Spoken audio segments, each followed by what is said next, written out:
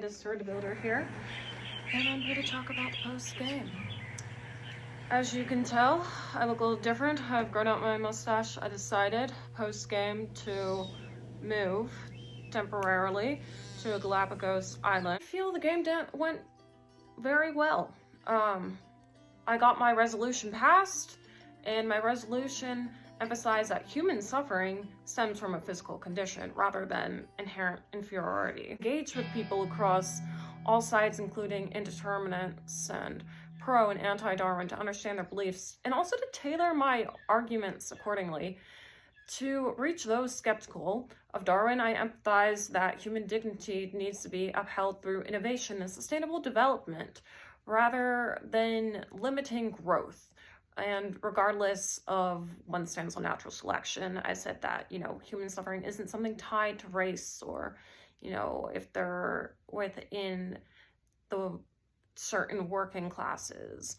And I also spoke as a Christian, I'm Anglican, and a scientist, pointing out that public works is something that is a moral and a practical solution to suffering. And I acknowledge Darwin's point about variation being beneficial, while also cautioning against the misuse of natural selection to justify social inequality. I was just bit by one of the Galapagos lizards, and hopefully technology advances will help me.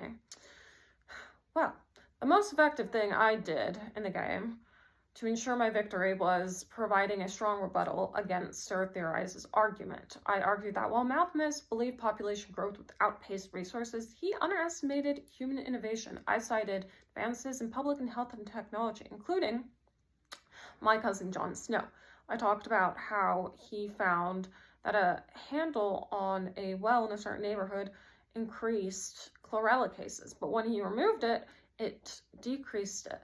And I also talked about how factoring conditions during the Industrial Revolution could have suffering reduced. I tried to bring in logic and sources to back up things, to really, appeal to the audience. And I brought in also Quelle's statistical critique, another scientist, on Malthus, showing that suffering is from social and economic conditions rather than natural law. The most significant factors in my success was talking to other players. Huxley helped me understand the idea of interdependence, where together we can have better survival than just working alone. And I also think that finding ways to tailor messages of mine by talking to both sides helped as well. For example, when I was talking to the Amen, the ones who were pro-Darwin, I tried to talk to them about things that Darwin believed in, like variation. My most important allies were Sir Huxley and Sir Owen. Sir Huxley was important because he emphasized how Darwin's ideas can support cooperation and innovation.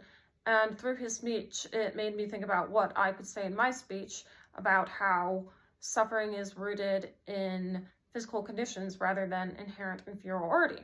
Sir Owen was another ally who challenged me with deep questions that help with my argument and also revised my solution. He clarified whether the goal was to have funding of public works directly from the Royal Society.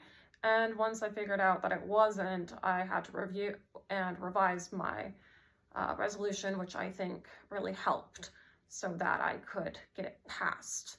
I think that core skills that I used to my benefit were my communication skills to figure out how I could sway people. I approached Chapley, who supported Darwin and Christian values and emphasized shared goals like equality. Talking to Sir Theorize initially had very strong points and seemed very confident, but I stayed grounded, later on found weak spots in his logic to build my cases on.